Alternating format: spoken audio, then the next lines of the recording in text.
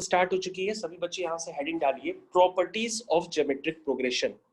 This is properties of geometric progression. तो properties of geometric progression, क्या properties होती है ज्योमेट्रिक प्रोग्रेशन की? बिल्कुल एपी की तरह है, प्रॉपर्टीज ऑफ ज्योमेट्रिक प्रोग्रेशन। जैसे एपी में मैंने आपको प्रॉपर्टीज लिखवाई थी ना, वैसे यहाँ ज्योमेट्रिक प्रोग्रेशन की भी कुछ प्रॉपर्टीज होती है। अगर वो आपको प्रॉपर्टीज पता होंगी तो काफी सारे क्वेश्चन आप कर सकते हैं। बल्कि आज मैं आपको जीपी की बहुत सारी थ्योरी बताऊंगा। चलो पहली प्रॉपर्टी हम लिखते हैं, ए नंबर प्रॉपर्टी। तो बच्चों पहली प्रॉपर्टी ये होती है, आप आराम से लिखते चले जाओ, किसी भी प्रॉपर्टी की प्रूविंग नहीं आती है, लेकिन आपको प्रॉपर्टी पता होनी चाहिए कि क्या होती है। तो लिखिए यहाँ पे, if all the terms of a GP, if all the terms of GP be multiplied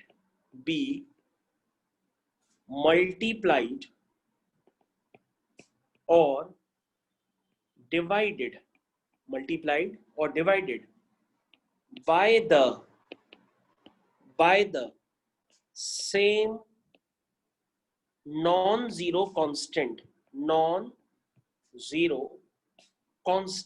तो मैंने क्या लिखा, if all the terms of a GP be multiplied or divided by the same non-zero constant, मतलब zero ना हो तो उसको non zero कहेंगे, then it remains a GP, इसका मतलब अगर कोई सीरीज जीपी फॉलो कर रही है और अगर हम इसमें कोई नंबर मल्टीप्लाई कर दें हर टर्म में, या हर टर्म में हम किसी नंबर से डिवाइड कर दें, तो आपके पास जो रिजल्टिंग सीक्वेंस होगा वो भी एक जीपी में होगा। ऐसे आप एपी में भी कहते थे, है ना? Then it remains a GP with the same common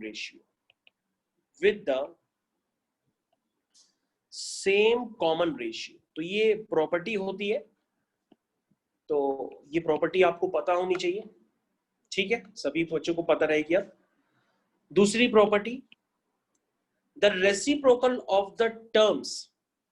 जैसे मान लीजिए आपके पास एक सीक्वेंस है 2 4 8 16, और अगर आप इस सीक्वेंस का रेसिप्रोकल कर दे, यानी कि 1/2 1/4 1/8 1/16, तो आप कहेंगे सर 2 4 8 16 पहले ही जीपी में था, उसके रेसिप्रोकल्स किए तो भी वो जीपी में ही है। इसका मतलब the reciprocals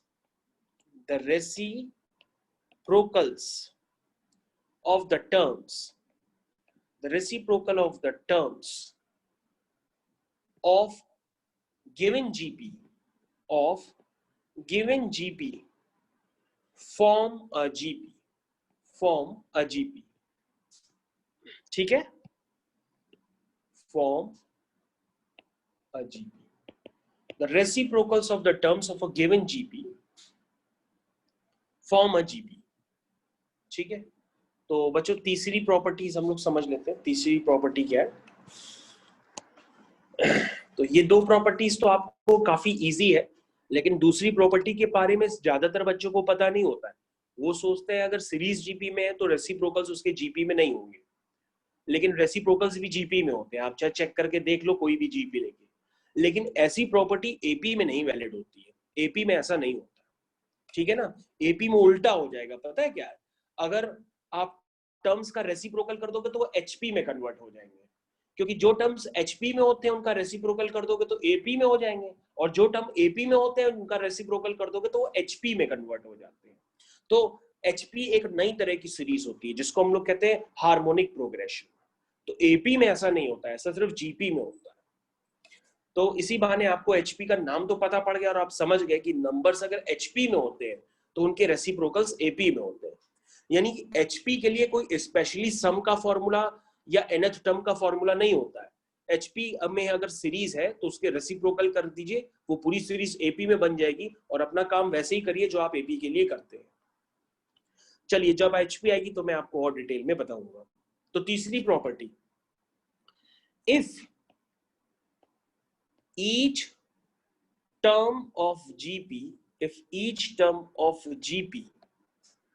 be raised to the same power, if each term of a GP be raised to the same power, the resulting sequence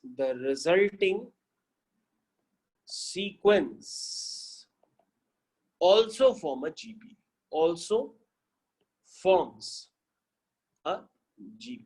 तो बच्चों ये बात आपको समझ में आ गई होगी कि अगर सीरीज जीपी में दी गई है, if each term of a GP raise to the same power, यानी कि अगर सीरीज जीपी में है और हर टर्म पे तुमने एक कांस्टेंट पावर लगा दी, हर टर्म पे सेम पावर, तो जो रिजल्टिंग सीक्वेंस बनेगा वो भी जीपी में ही होगा। जैसे मान लो बच्चों आपके पास, अगर मैं आपको एग्जांपल दूं, जैसे मैंने बताया कि 2 4 8 16 आप ऐसे लिख रहे हो ना, तो अगर मैं क्या कर दूं 2 4 8 16 के ऊपर हर पावर पे 2 2 अलग से लगा दूं, मतलब 2 स्क्वायर कर दूं, 4 स्क्वायर कर दूं, 8 स्क्वायर कर दूं, 16 स्क्वायर कर दूं, तो भी बच्चों ये जो सीक्वेंस बनेगा ना वो भी जीपी में होगा। आपको सुन के अजीब सा लग रहा होगा, लेकिन अब जब आप लिख के चेक करेंगे तो आपको खुद ही समझ में आएगा कि अगर सीरीज एपी में है, सॉरी अगर सीरीज जीपी में है, तो हर टर्म में अगर हम सेम पावर डाल दें तो वो भी सीरीज तब भी जीपी में ही होगी। तो मैं आपको लिख करके दिखा देता हूं। कहने का मतलब ये है कि if A1 A2 A3 up to AN be a GP, अगर ये जीपी है, देन आपको याद रखना होगा, देन A1 की पावर k, A2 की पावर k, A3 की power k dot dot dot AN की पावर k, ये भी किसमें होगी, इन जीपी में होगी, ठीक है ना, with common ratio, with common ratio r की power k, with common ratio r की पावर k। या आप लिख करके खुद से चेक कर सकते हैं, इसमें हमारी आपको कोई जरूरत नहीं पड़ेगी। नेक्स्ट प्रॉपर्टी, तो बच्चों लोग नेक्स्ट प्रॉपर्टी की तरफ चल रहे हैं। ये प्रॉपर्टीज ऐसी हैं कि बच्चे समझते हैं कि उनको आती है, लेकिन जब क्वेश्चंस उनको मिलते हैं करने के लिए तो वो इस प्रॉपर्टी को पता ही नहीं होती उनको कि लगानी कैसे है, ये प्रॉपर्टी एग्जिस्ट भी करती है और क्वेश्चन उनसे हो नहीं पाता है। तो next question, next property, in a finite GP, in a finite GP, the product of the terms equidistant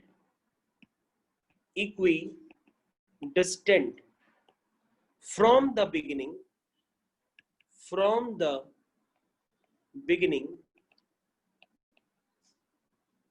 beginning and the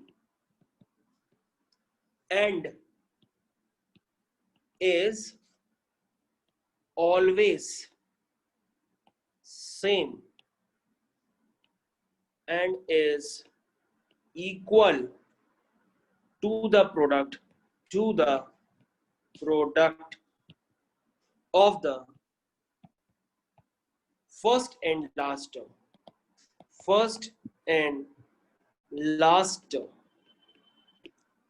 ये। तो बच्चों आपके पास देखो क्या गिरा है, जैसे बच्चों मैंने आपको एपी में बताया था ना कि अगर कोई सीरीज एपी में हो तो आगे का पहला टर्म आगे से पहला टर्म ले लो और पीछे से पहला टर्म ले लो, उनका जो सम होगा वो किसके इक्वल होगा, आगे से दूसरा टर्म और पीछे से दूसरा टर्म। वैसे ही बच्चों जीपी में भी होता है, बस एपी में सम होता है, जीपी में प्रोडक्ट होता है, मतलब आगे से पहले टर्म और आखिरी से पहला टर्म, उनका जो प्रोडक्ट होगा वो किसके इक्वल होगा, आगे से दूसरा टर्म पीछे से दूसरा टर्म, उनके प्रोडक्ट के इक्वल होगा। कहने का मतलब ये, तो ये बात आपको समझ में आना चाहिए कि ऐसी प्रॉपर्टी सेम आपने एपी में भी पढ़ी है, बस वहां पे सम होता था, और जीपी की बात आ रही है तो जीपी में प्रोडक्ट होता है, तो ये बात आपको क्लियर होनी चाहिए। तो हम लोग आगे कंटिन्यू करते हैं नेक्स्ट प्रॉपर्टी की तरफ। Next property number E, if 3 non-zero numbers A, B, C are in GP if B square is equal to AC। तो बच्चों ये आपको ध्यान रखना होगा, अगर नंबर्स जीपी में होते हैं तो B square equal to AC, ये ट्रू रहता है। ये तो आप जानते ही होंगे कि अगर नंबर्स जीपी में है तो सेकंड टर्म को चाहे फर्स्ट टर्म को से डिवाइड करो, चाहे थर्ड टर्म को सेकंड टर्म से डिवाइड करो, तो आपके पास क्या रिलेशन आ जाएगा, B square equal to AC। और एपी में होते हैं तो आप लिखते हैं B is equal to A plus C by 2। तो ये प्रॉपर्टी आप पहले से भी जानते हैं। ओके, तो हम लोग बच्चों आगे कंटिन्यू करते हैं। लिखा है if the terms of GP of a given GP are chosen at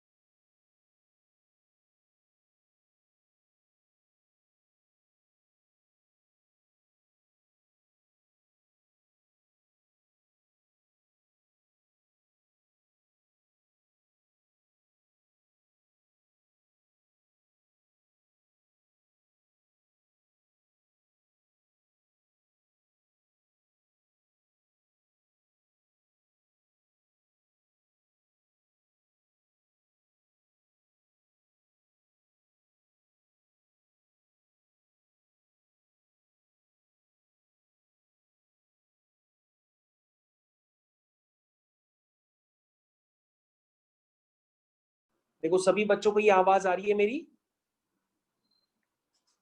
आवाज आ रही है मेरी सभी बच्चों को? यस ओके, शायद बारिश पड़ रही है तो बारिश की वजह से थोड़ा सा डिस्टरबेंस हुआ है, लेकिन मैं आपको दोबारा बता देता हूँ। बच्चों देखिए, मैंने आपको बताया कि अगर नंबर जीपी में होते हैं, मान लीजिए एबीसी जीपी में, तो आप क्या लिखते हैं? आप लिखते हैं B square equal to A सी, लिखते हैं ना? तो अगर B square equal to A सी में आप दोनों तरफ लॉग ले लेंगे, तो लॉग लेते ही आपके पास क्या आ जाएगा? Log B square is equal to log A C, ये आ जाएगा। और लॉग की प्रॉपर्टी से जो b का स्क्वायर है वो बाहर की तरफ आ जाएगा, तो उसका मतलब बन जाएगा 2 log b is equal to log A plus log C. तो बच्चों आपको पता होना चाहिए कि मैंने आपको इससे मिलता जुलता रिलेशन एपी में पढ़ाया था 2b is equal to A plus C, और मैंने बताया था कि कभी भी 2b is equal to A plus C होता है तो that means A B C किस में होते हैं? एपी में होते हैं। तो बच्चों यहाँ पे क्या रिलेशन बना है? यहाँ पे बना है 2 log b is equal to log A plus log C. तो इसका मतलब log A log B log C ये किस में है बच्चों? ये आपके एपी में है। तो बच्चों यहाँ पे एक प्रॉपर्टी मैंने आपको बताई कि अगर नंबर्स जीपी में होते हैं तो उनके लॉग एपी में होते हैं। ये आपको प्रॉपर्टी हर हालत में याद रखनी पड़ेगी कि अगर नंबर्स जीपी में होते हैं तो उनके लॉग किस में होते हैं? एपी में होते हैं। ये बात आपको 100% याद रखनी पड़ेगी। ठीक है, समझ गए? और इसकी प्रूविंग मैंने आपको हल्की सी बताई है, वो आप समझ गए होंगे। तो आप याद रखिए ऐसे डायरेक्टली, अगर नंबर्स किसमें हैं? नंबर्स जीपी में हैं तो उनके लॉग किसमें होते हैं? एपी में होते हैं। ये आपको आपके एग्जाम में एक ऑब्जेक्टिव क्वेश्चन भी मिलेगा, तो वहां पे आप ध्यान दीजिएगा। तो इसके बाद आगे बच्चों हमने अभी हेडिंग डाली थी कि insertion of geometric mean between two numbers, ये अभी हमने हेडिंग डाली है। तो बच्चों मैंने आपको बताया था ना कि दो नंबर्स के बीच में जिस तरह से आप एम्स इंसर्ट करते हैं, वैसे ही दो नंबर्स के बीच में आप क्या इंसर्ट करेंगे? जीएम्स इंसर्ट करेंगे। तो उसकी कहानी बच्चों बहुत ही छोटी होती है, बहुत हाईफाई नहीं है। मान लीजिए आपने लिख दिया ए बी, ये दो नंबर्स है, तो ये दोनों नंबर्स वैसे ज्यादातर पॉजिटिव नंबर्स ही होते हैं। तो G1 G2 G3 ऐसे करके आपने n ज्योमेट्रिक मीन इंसर्ट कर दिया। पहले बच्चों आप लोग क्या कर रहे थे? आप सिर्फ एक ही नंबर ले रहे थे बीच का, कह रहे थे आप ए बी सी किस में है? जीपी में है, तो आप कह रहे थे B square equal to A C और B equal to under root A C. तो आप कहते थे बी क्या है? ज्योमेट्रिक मीन है बिटवीन ए एंड सी। तो बच्चों पहले आप ये कंसिडर कर रहे थे कि अगर ए बी सी जीपी में है तो आप लिखते थे B square equal to A C, that means B equal to under root A C. तो बी को क्या कहते थे आप? B is called geometric mean of A and C. वैसे ही आप बच्चों एपी में कहते हैं कि B is called arithmetic mean of A and C. तब वो क्या होता था? तब होता था A plus C by two. लेकिन बच्चों अब यहां पर एक जीएम की बात नहीं है, यहां पर कई सारे जीएम्स दो नंबर्स ए और बी के बीच में इंसर्ट किए गए हैं।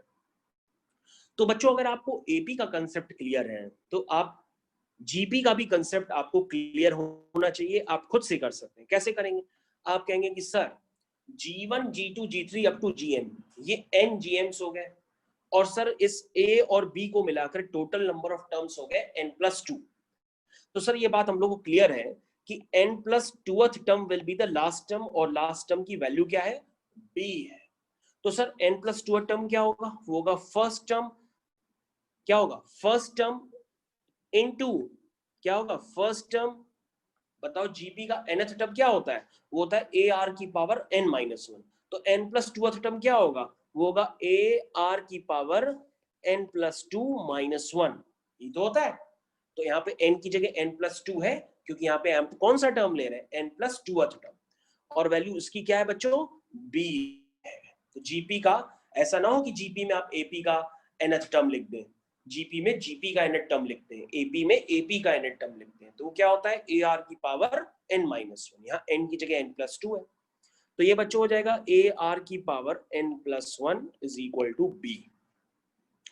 तो बच्चों यहां से आ जाएगा r की power n+1 is equal to B by A. तो यहां से दैट मीन्स बच्चों क्या क्लियर हुआ? यहां से r की वैल्यू आ रही है b बाय ए होल पावर 1/n+1। तो ये बच्चों आपको क्लियर होना चाहिए कि r की वैल्यू है b बाय ए होल पावर 1/n+1। तो बच्चों ये क्या है? ये कॉमन रेशियो है। अब बच्चों अगर आपको जो भी निकालना है वो आप निकाल सकते हैं। जैसे आप एपी में क्या करते थे? आप एपी में कहते थे जो A1 होगा वो A+D होगा, वैसे जीपी में क्या होगा, G1 होगा वो AR होगा, G2 क्या होगा वो AR स्क्वायर होगा, ऐसे करके Gn क्या होगा वो AR की पावर n होगा। तो बच्चों R आपको पता है। तो बच्चों अगर ये बात आपको समझ में आती है तो आप जीएम्स के जितने भी क्वेश्चन होंगे वो बहुत आसानी से कर लेंगे।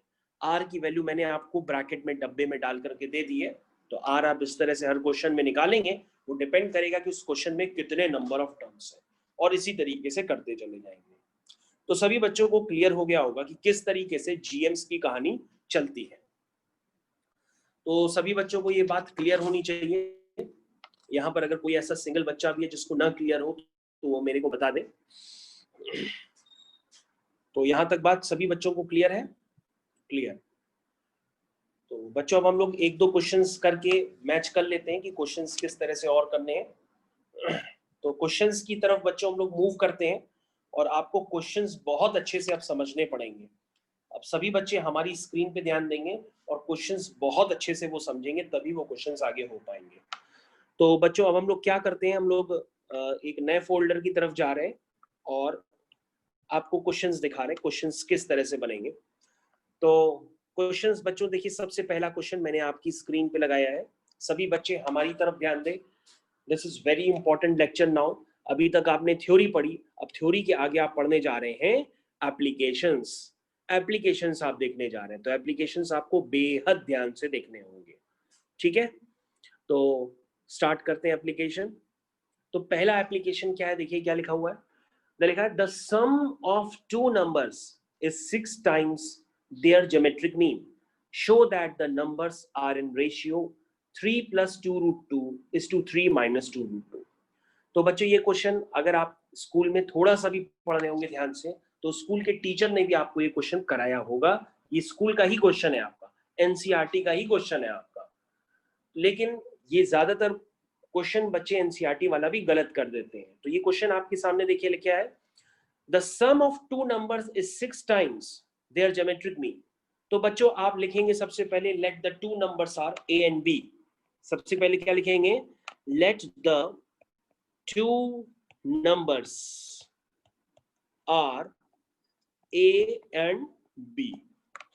उसके बाद बच्चों क्या दिया गया, अकॉर्डिंग टू क्वेश्चन उन नंबर्स का जो सम है वो क्या हो गया, वो हो गया a प्लस बी, और वो किसके इक्वल है, 6 times of their geometric mean. और बच्चों दो नंबर्स का ज्योमेट्रिक मीन क्या होता है, वो होता है under root A B.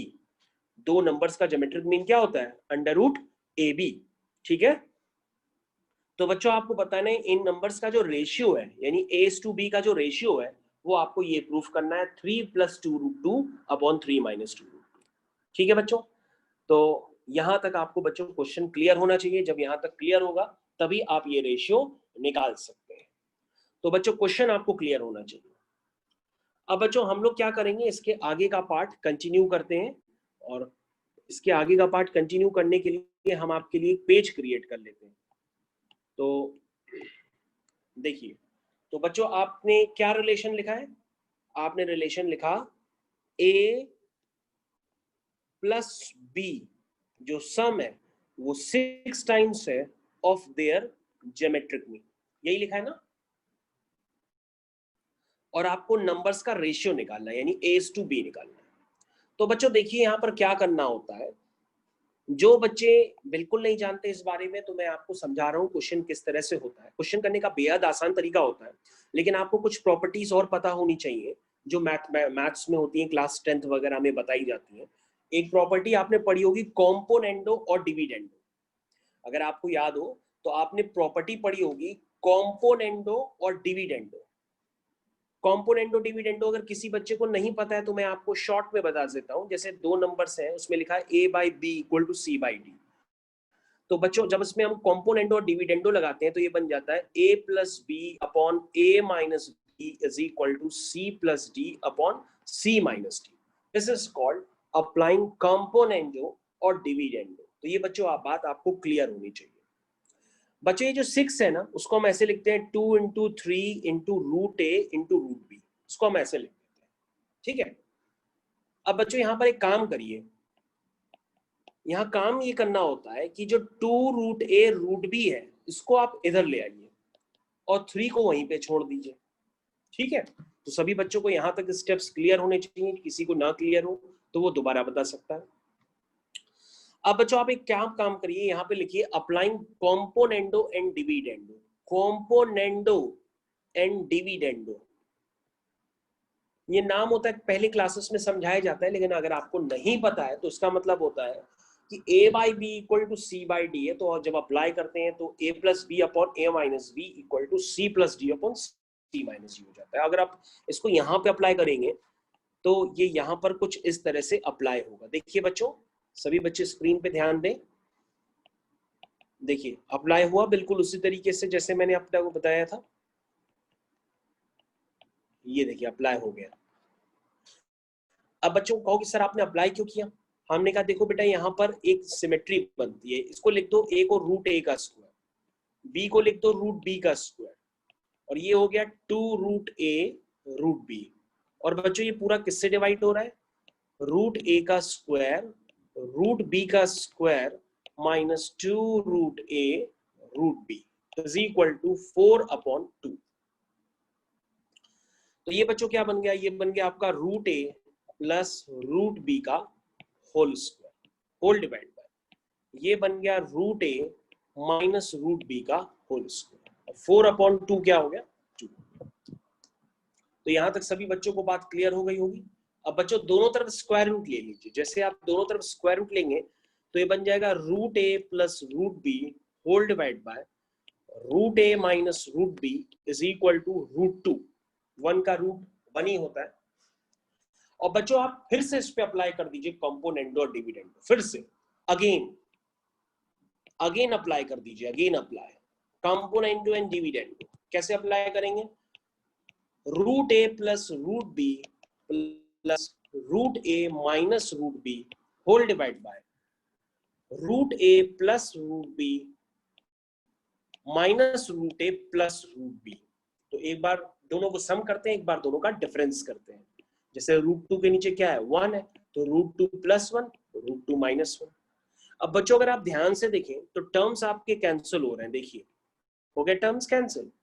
Cancel होने के बाद आपका क्वेश्चन खत्म हो गया। ऊपर आएगा 2 रूट a, नीचे अपॉन 2 रूट b, 2 से 2 कैंसिल हो जाएगा, बनेगा root a upon root b is equal to root 2 plus 1 upon root 2 minus 1। इसमें बच्चों दोनों तरफ स्क्वायरिंग कर देंगे तो ये a बाई बी बन जाएगा, और उधर स्क्वायरिंग होगी ऊपर और नीचे, तो ये a का स्क्वायर प्लस b का स्क्वायर प्लस 2ab। तो ये बात आपको क्लियर होनी चाहिए, होल डिवाइड बाय a का स्क्वायर प्लस b का स्क्वायर माइनस 2ab। तो बच्चों ये बन जाएगा a by B is equal to 3 plus 2 root 2 whole divide by 3 minus 2 root 2। तो बच्चों आंसर आपका आ गया। तो आपको बच्चों आंसर निकालना था कि उन नंबर्स का जो रेशियो है वो कुछ इस फॉर्म में आएगा, 3 plus 2 root 2 is to 3 minus 2 root 2। तो बच्चों ये आपने निकाल लिया, यही आपका क्वेश्चन था। किसी बच्चे को न क्लियर हुआ हो तो वो क्वेश्चन हमसे पूछ ले, बाकी आपको समझ में आ गया होगा। तो क्वेश्चन में क्या गिवन था कि दो नंबर्स का जो सम है वो 6 times of their geometric mean के इक्वल है। आपको नंबर्स का रेशियो निकालना है। तो सभी बच्चों को ये क्वेश्चन क्लियर हो गया होगा, पूरी तरीके से विजिबल होगा। और अगर आप क्वेश्चन देखना चाहें तो ये क्वेश्चन आपकी स्क्रीन पे लिखा हुआ है, मैंने फिर से दोबारा दिखा दिया है आपको। और ये मैं आपको वीडियो लेक्चर जो है भेजूंगा ही, उसमें आप भी फिर से देख सकते हैं। तो बच्चों आप समझ गए होंगे कि किस तरह से मैंने एप्लीकेशन किया ज्योमेट्रिक मीन का। नेक्स्ट क्वेश्चन की तरफ हम लोग मूव करते हैं। तो बच्चों नेक्स्ट क्वेश्चन आपकी स्क्रीन पर आ रहा है, ये देखिए नेक्स्ट क्वेश्चन आपकी स्क्रीन पे आ गया है। तो बच्चों इसको हम लोग दोबारा नहीं करेंगे, हम इसी में आपको समझा देंगे, आपको सिर्फ समझना होगा ध्यान से।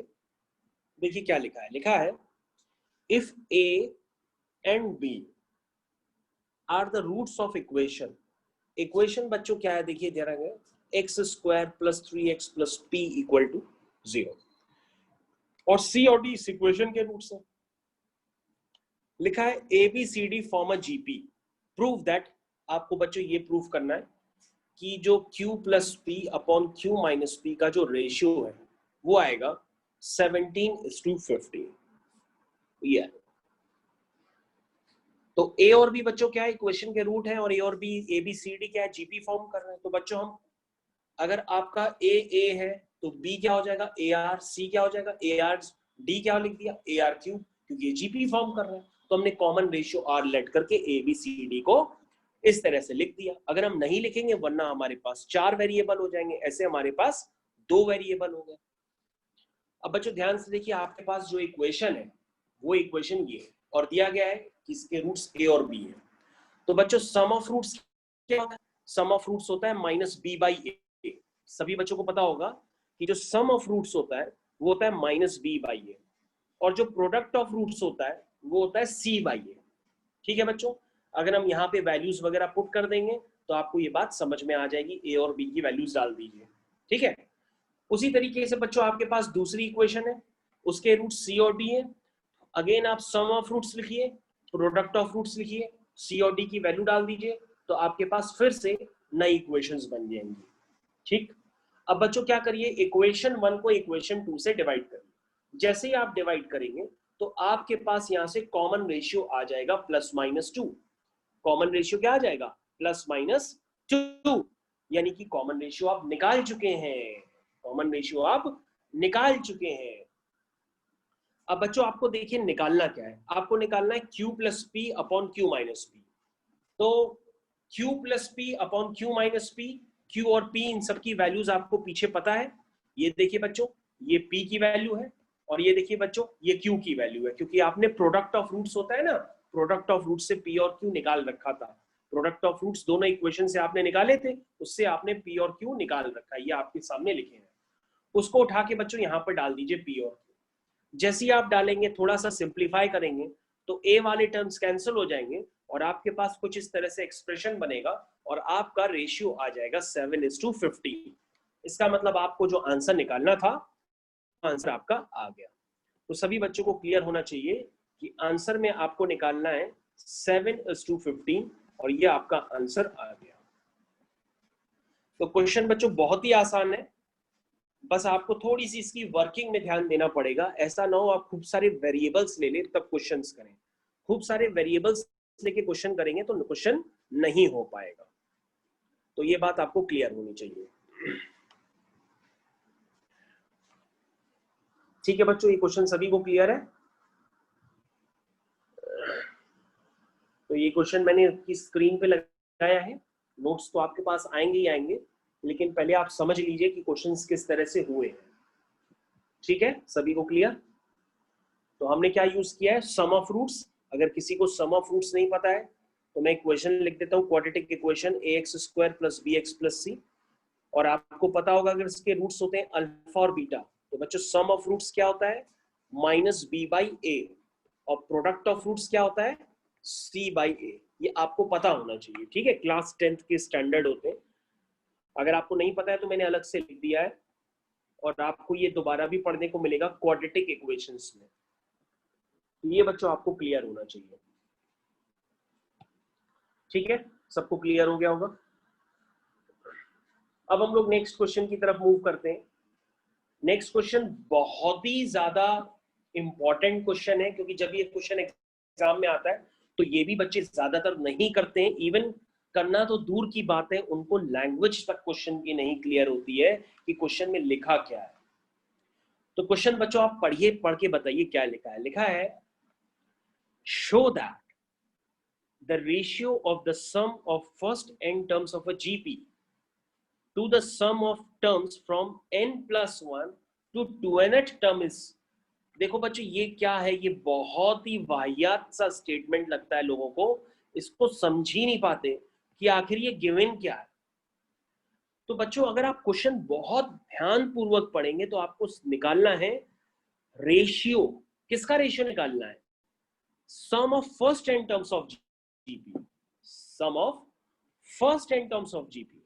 किससे रेशियो निकालना है, सम ऑफ टर्म्स। और वो सम ऑफ टर्म्स कहां से लेने हैं, n+1 से लेकर के 2nth टर्म, ये वाले टर्म्स, इनका जो सम होगा उससे रेशियो निकालना है n टर्म्स के सम से। तो बच्चों पहले क्वेश्चन पढ़ो क्या लिखा है, क्योंकि ज्यादातर बच्चों को क्वेश्चन ही नहीं क्लियर होता है। ये और वो एग्जाम में छोड़ते हैं, और आपके एग्जाम में आएगा ही आएगा ये क्वेश्चन, क्योंकि टीचर को पता है आप ये क्वेश्चन नहीं कर पाएंगे, वो यही देगा। तो क्या लिखा है, आपको रेशियो निकालना है। किसका ratio? Sum of first n terms of a GP. Sum of first n terms of a GP तो आप जानते ही हैं, किससे रेशियो निकालना है? उसी जीपी के n+1 टर्म से लेके 2nth टर्म जो होंगे उनका सम। ठीक है बच्चों, समझ आ गया होगा। अब हम बच्चों जीपी लिखते हैं, तो जीपी चलिए लिखना स्टार्ट करते हैं। तो जीपी है आपकी बच्चों, देखिए क्या लिखी है हमने, A R square dot dot dot A R की पावर n-1। तो बच्चों ये n टर्म्स तक का सम इस जीपी का तो हम जानते ही हैं। तो इस जीपी के n टर्म्स तक का सम क्या होता है? ये लिखा है ए आर की पावर n-1 अपॉन r-1। तो बच्चों एक आपने सम ऑफ फर्स्ट n टर्म्स तो लिख ही लिया। बच्चों n-1 टर्म जो आता है ये आप लिखते हैं, तो ये nth टर्म होता है। ये होता है ना, जीपी का nth टर्म क्या होता है? वो होता है ए आर की पावर n-1। और बच्चों अगर हम जीपी के nth टर्म के आगे की बात करें तो तुम कहोगे सर वो n+1 टर्म होगा। तो जीपी का n+1 टर्म क्या होगा? यही तो होगा जो आपकी स्क्रीन पे लिखा है, ए आर की पावर n+1 -1। तो n+1 - 1 क्या हो जाएगा? n बन जाएगा। तो बच्चों ये ए आर की पावर n कौन सा टर्म है? ये n+1 टर्म है। और बच्चों इसको देखो ध्यान से, अगर मैं पूछूं जीपी का 2nth टर्म लिखो तो आप कैसे लिखोगे? ए आर की पावर 2n-1, ऐसे ही तो लिखोगे ना।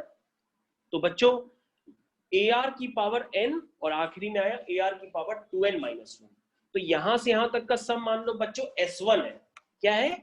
S1। तो बच्चों आपको रेशियो किसको निकालना है?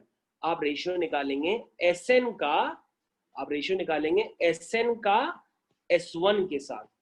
ये बच्चों आपको निकालना है ये रेशियो, और यही रेशियो आपका आएगा प्रूफ होकर के 1/r की पावर n। तो ये बात आपको समझ में आनी चाहिए। तो ठीक है बच्चों, सबसे पहले हम लोग फर्स्ट n टर्म्स का जो सम है वो तो हमको पता ही है, लेकिन आगे जो n+1 से लेकर के 2nth टर्म तक जो हमने लिए उनका सम S1 है। तो बच्चों हम उसको अलग से लिख देते हैं। ये देखो बच्चों मैंने इसको अलग से लिख दिया। ठीक है बच्चों, मैंने इसको अलग से लिख दिया है।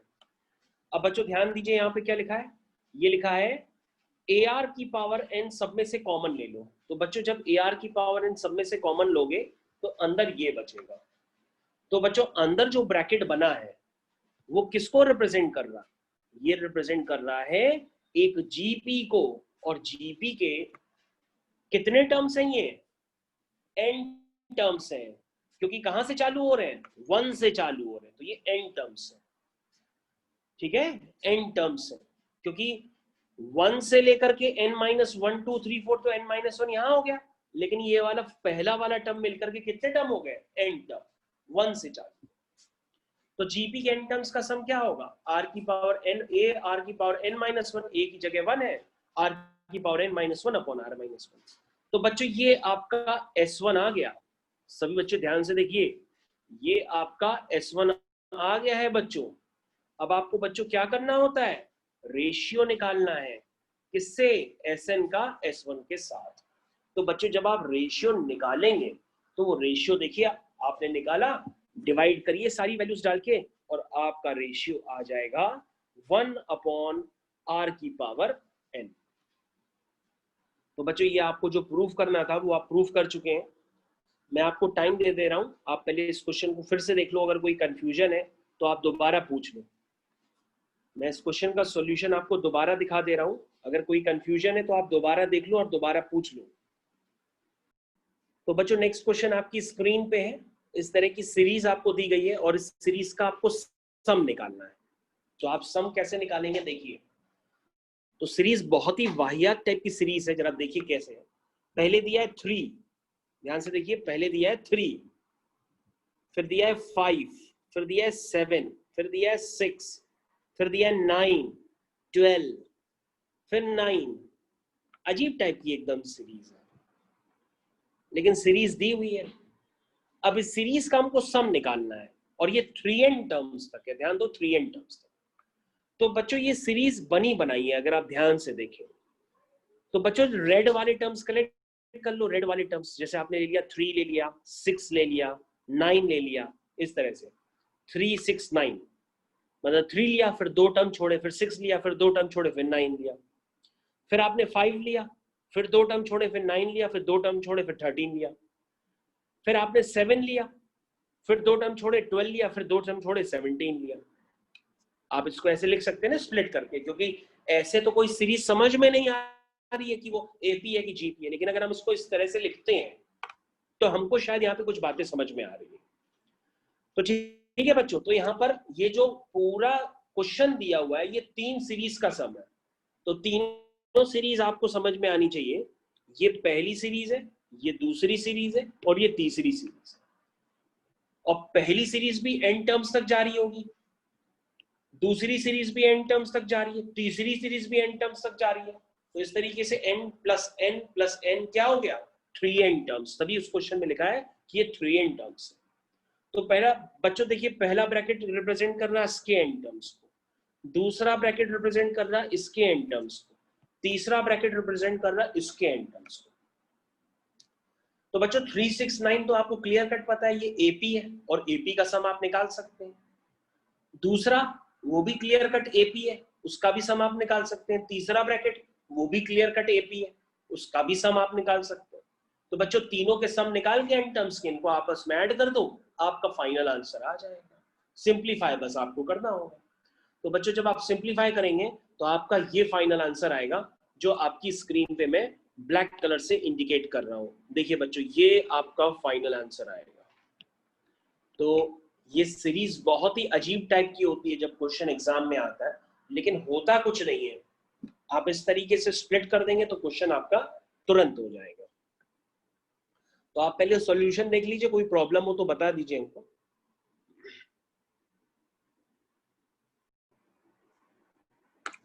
ठीक है बच्चों, हम लोग आगे कंटिन्यू करते हैं।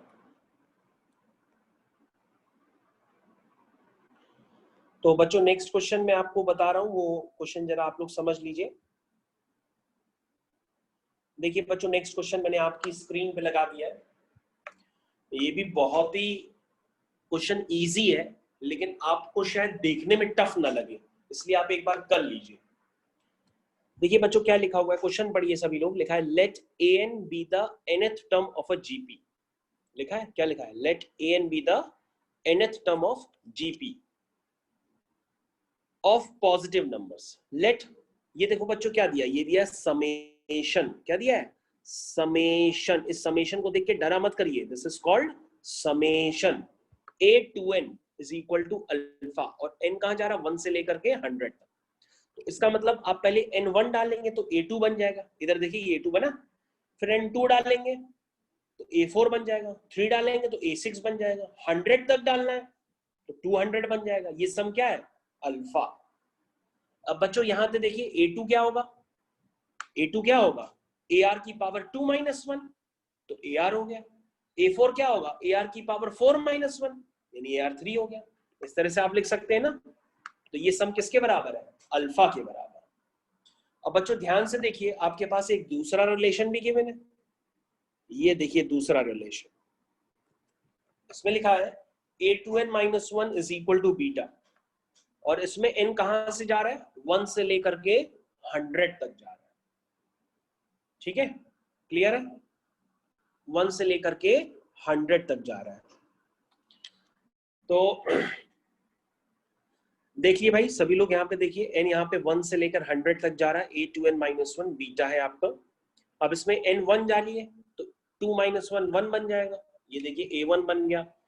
फिर 2 डालेंगे तो 3 बन जाएगा, 5 बन जाएगा। इस तरीके से 100 तक डालेंगे तो 2 इंटू 100 200 माइनस 1 199 बन जाएगा। ये सब क्या है बच्चों, बीटा। क्या गिवन है, बीटा। अब बच्चों ध्यान से देखिए, आपके पास क्वेश्चन क्या गिवन है, a1 की वैल्यू a है, a3 की वैल्यू क्या है, ar की पावर 3 माइनस 1, a5 की वैल्यू क्या है, ar की पावर 5 माइनस 1 यानी r4, a199 क्या होगा, ar की पावर 199 माइनस 1 यानी बीटा। सभी बच्चों को ये क्लियर हो गए होंगे दोनों समेशन के मतलब। अब बच्चों आपको कुल मिला के कॉमन रेशियो निकालना है और प्रूफ करना है कि जो कॉमन रेशियो है इस जीपी का वो अल्फा बाय बीटा है। तो बच्चों कुछ नहीं करना है, पहली इक्वेशन जो अभी आपने लिखी थी इक्वल टू अल्फा, उसमें सब में से ए आर कॉमन ले लो। जब सब में से ए आर कॉमन ले लोगे तो आपके पास ये बचेगा, ठीक है। जो दूसरा एक्सप्रेशन था जो आपने बीटा के बराबर किया था, उसमें सबने देख लीजिए सिर्फ ए कॉमन है, आर कॉमन है ही नहीं, उसमें ए कॉमन ले लोगे तो ये एक्सप्रेशन बचेगा। अब बच्चों जो एक्सप्रेशन 1 है उसको एक्सप्रेशन 2 से डिवाइड कर दो, आपका कॉमन रेशियो डायरेक्टली आ जाएगा। एक्सप्रेशन 1 को एक्सप्रेशन 2 से डिवाइड कर दो तो आपका कॉमन रेशियो डायरेक्टली आ जाएगा, कुछ करने की जरूरत है ही नहीं,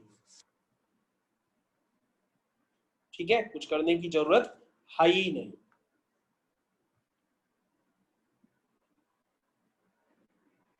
अभी भी देख लीजिए, आपको किसी को प्रॉब्लम हो तो दोबारा पूछ ले।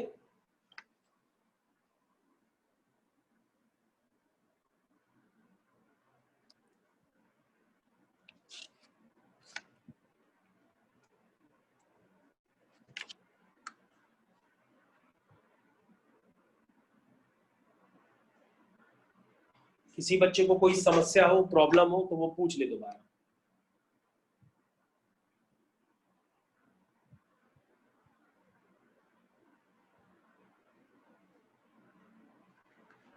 तो क्वेश्चन आपकी स्क्रीन में है, कोई प्रॉब्लम हो तो आप दोबारा पूछ सकते हैं। तो बच्चों अब आपके पास नेक्स्ट क्वेश्चन आ गया है। नेक्स्ट क्वेश्चन है the ratio of M and GM of two positive numbers A and B is m/n। तो दो नंबर्स हैं बच्चों ए और बी, उनका एम क्या होगा? आप कहोगे उनका एम जो होगा सर a+b/2 होगा। भाई दो नंबर्स हैं ए और बी, तो उनका एम क्या होगा? उनका एम होगा a+b/2। तो ये मैंने लिख दिया, एम आपकी स्क्रीन पे ये देखिए लिखा। और इन्हीं दो नंबर्स का जीएम क्या होगा? तो तुम कहोगे √ab। अब बच्चों क्या गिवन है? इस एम और जीएम का रेशियो क्या गिवन है? एम और जीएम का रेशियो क्या गिवन है? एम अपॉन जीएम का जो रेशियो है वो m/n है। क्या गिवन है? m/n गिवन है, ठीक है ना।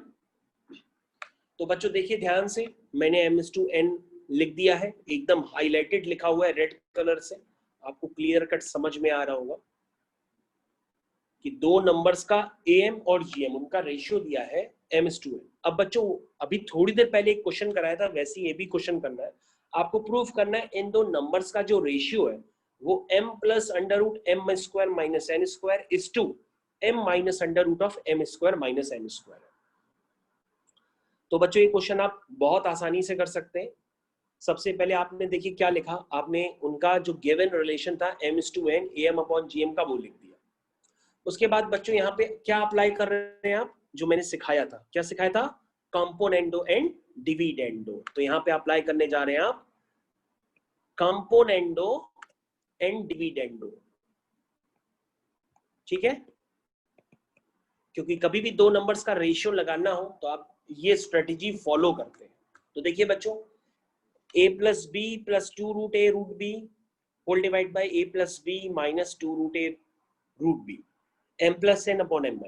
तो बच्चों ये बन गया √a का स्क्वायर प्लस √b का स्क्वायर, जिसको आप लिख सकते हैं √a + √b का whole square upon √a - √b का होल स्क्वायर। और दोनों तरफ बच्चों जब आप स्क्वायर रूट लेंगे तो आपके पास आ जाएगा √a + √b upon √a - √b is equal to √m+n whole divide by √m-n। अब बच्चों आप फिर से अगेन अप्लाई करिए, again apply componendo and dividend. क्या कहते हैं? Componendo and dividend. फिर से आपने अप्लाई कर दिया। तो बच्चों जब आप दोबारा अप्लाई करेंगे तो दोबारा अप्लाई करने पर आप देखेंगे सिर्फ √a√b बचेगा, बाकी सब कैंसिल हो जाएंगे। तो बच्चों ये आएगा। अब बच्चों आपको क्या निकालना है? नंबर्स का रेशियो निकालना है, यानी आपको a/b निकालना है। तो आप दोनों तरफ स्क्वायरिंग कर दीजिए। जैसे बच्चों आप दोनों तरफ स्क्वायरिंग करेंगे ना, तो जो आपको प्रूफ करने के लिए दिया गया है वो तुरंत आ जाएगा, ठीक है, और क्वेश्चन आपका खत्म हो जाएगा। तो ये क्वेश्चन बच्चों अगर आप अभी कॉपी में करेंगे तो ये काफी फायदेमंद रहेगा। मैं आपको टाइम दे रहा हूं, आप इसको अभी कॉपी में करके चेक कर लो, और ना आए तो मेरे को बता दो। बिल्कुल अभी का अभी आप कॉपी में करके चेक कर लो, मैंने क्वेश्चन आपकी स्क्रीन पे लगाया हुआ है। अब नेक्स्ट क्वेश्चन आपकी स्क्रीन पे आ गया है. If one geometric mean G and two AMs A1 A2 be inserted between given quantities, then prove that G square is equal to 2A2 minus A1 into bracket 2A1 minus A2. सभी बच्चे ध्यान दें, मैंने क्या दिया गया है. मैंने दिया है if one geometric mean G and two AMs A1 and A2 be inserted between two given numbers, then prove that G square is equal to 2A2 minus A1 into bracket 2A1 minus A2. तो बच्चों दो numbers के बीच में अगर कोई GM होगा, let's say देखिए मैं आपके सामने लिखता हूं, जैसे मान लीजिए दो नंबर्स हैं A और B, उनके बीच में अगर कोई GM होगा तो GM क्या होगा, वो अंडर रूट AB तो ही होगा और कुछ थोड़ा ना होगा. तो बच्चों आप GM लिख लीजिए अंडर रूट AB अपने आप से. और बच्चों अगर यही दो नंबर्स के बीच में दो AMs होंगे A1 और A2, तो आप A1 और A2 की वैल्यू भी लिखना चाहते हैं, जानते हैं ना लिखना. कैसे लिखेंगे? आप कहेंगे सर ये पहला टर्म है, ये दूसरा टर्म है, ये तीसरा टर्म है, ये चौथा टर्म है, और सर चौथा टर्म क्या है? B. तो चौथा term is equal to first term plus 4 minus 1 into D. आपका D आ गया. और जैसे D आ गया तो आप A1 लिखेंगे A प्लस D, A2 लिखेंगे A प्लस 2D. तो A1 plus D A plus 2D जब करेंगे तो आपके पास ये बच्चों A1 की वैल्यू आ जाएगी, ये A2 की वैल्यू आ जाएगी. अब बच्चों जो आपको प्रूफ करना है उसको प्रूफ करने के लिए देखिए क्या दिया गया है. आपके पास दिया गया है 2A2 माइनस A1. तो सबसे पहले 2A2 माइनस A1 आप सॉल्व करिए अपनी कॉपी में. जब सॉल्व करेंगे तो वो A आएगा. फिर सॉल्व करिए बच्चों 2A1 माइनस A2, उसको सॉल्व करिए.